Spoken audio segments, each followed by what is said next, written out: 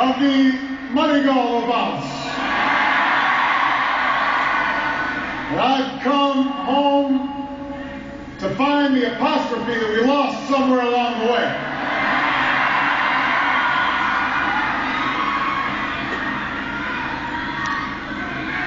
Now, is that where it is?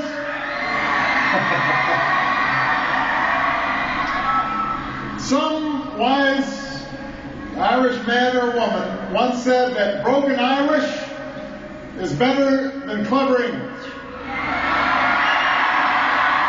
So here goes. To Áthas Orm, Léin Ellen. I am happy to be in Ireland. I'm happy to be with so many of Georgia.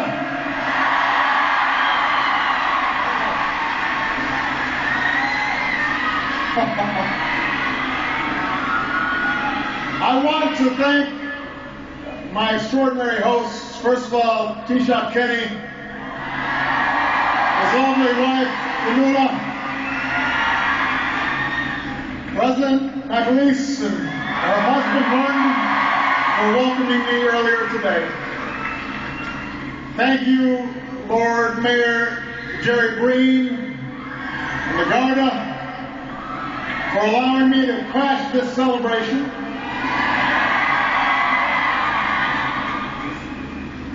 And let me also express my condolences on the recent passing of the former Taoiseach, Garrett Fitzgerald.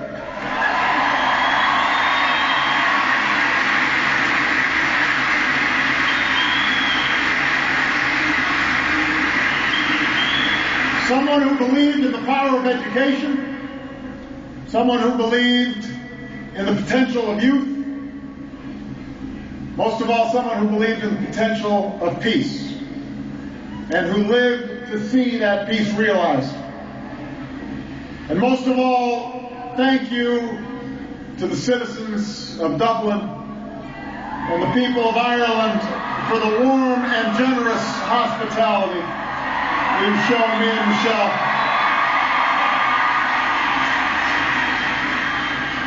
It certainly feels like 100,000 welcomes. We feel very much at home. I feel even more at home after that pint that I had. Feel even warmer. In return, let me offer the hearty greetings of tens of millions of Irish Americans who proudly trace their heritage to this small island. They say hello. Now, I knew that I had some roots across the Atlantic, but until recently I could not unequivocally claim that I was one of those Irish Americans. But now, if you believe the Corrigan brothers, there's no one more Irish than me.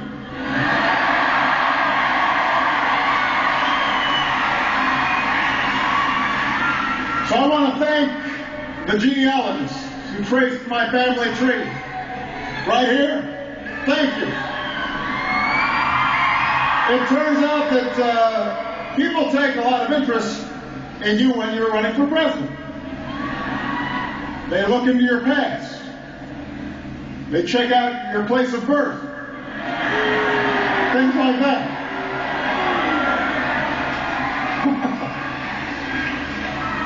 I do wish somebody had provided me all this evidence earlier, because it would have come in handy back when I was first running in my hometown of Chicago. Because Chicago is the Irish capital of the Midwest. A city where it was once said you could stand on 79th Street and hear the brogue of every county in Ireland. So naturally, a politician like me craved a slap in the St. Patrick's Day parade. The problem was, not many people knew me or could even pronounce my name. I told them it was a Gaelic name. They didn't believe me. So one year, a few volunteers and I did make it into the parade, but we were literally the last marchers. After 2 hours, finally, it was our turn. And while we rode the rods and we smiled and we waved, the city workers were right behind us cleaning up the garbage. It was a little depressing. But I'll bet those parade organizers are watching TV today and feeling kind of bad. Because this is a pretty good parade right here.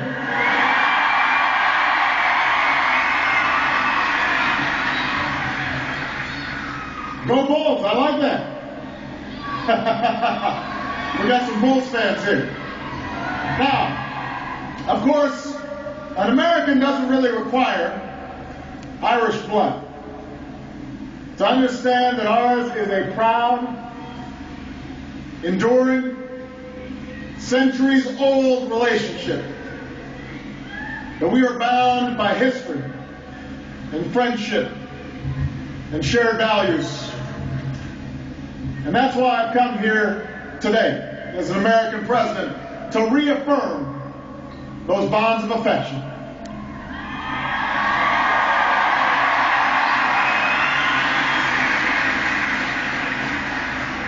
Earlier today, Michelle and I visited Montreal, where we saw my ancestral home and dropped by the local pub.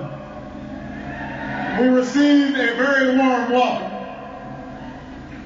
from all the people there, including my long-lost 8th cousin, Henry.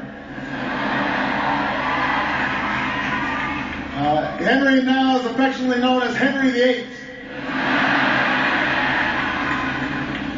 And it was remarkable to see the small town where a young shoemaker named Falmouth Carney, my great-great-great-grandfather, my grandfather's grandfather, lived his early life. And I was shown the records from the parish recording his birth. And we saw the home where he lived. And he left during the Great Hunger, as so many Irish did, to seek a new life in the New World. He traveled by ship to New York, where he entered himself into the records as a laborer. He married an American girl from Ohio. They settled in the Midwest. They started a family. It's a familiar story, because it's one lived and cherished by Americans of all backgrounds. It's integral to our national identity. It's who we are, a nation of immigrants from all around the world.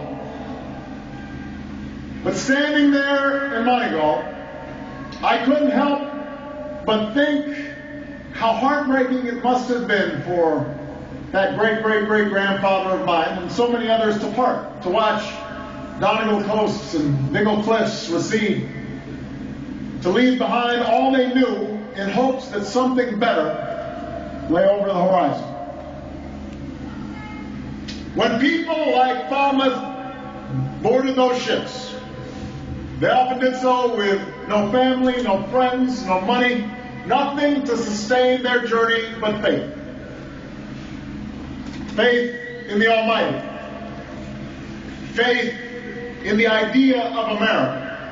Faith that it was a place where you could be prosperous, you could be free, you could think and talk and worship as you pleased. A place where you could make it if you tried. And as they worked and struggled and sacrificed and sometimes experienced great discrimination to build that better life for the next generation, they passed on that faith to their children and to their children's children.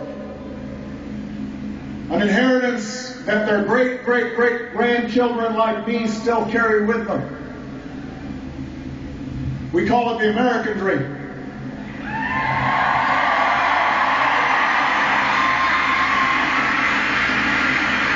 It's the dream that Falmouth Carney was attracted to when he went to America. It's the dream that drew my own father to America from a small village in Africa. It's a dream that we've carried forward, sometimes through stormy waters, sometimes at great cost, for more than 2 centuries. And for my own sake, I'm grateful they made those journeys, because if they hadn't, you'd be listening to somebody else speak right now.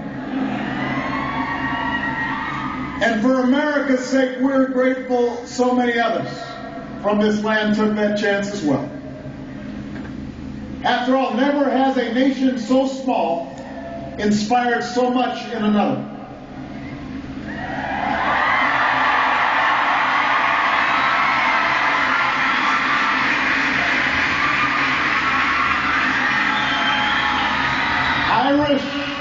Irish signatures are on our founding documents. Irish blood was spilled on our battlefields. Irish sweat built our great cities. Our spirit is eternally refreshed by Irish story and Irish song. Our public life by the humor and heart and dedication of servants with names like Kennedy and Reagan, O'Neill and Moynihan. So you could say there's always been a little green behind the red, white, and blue.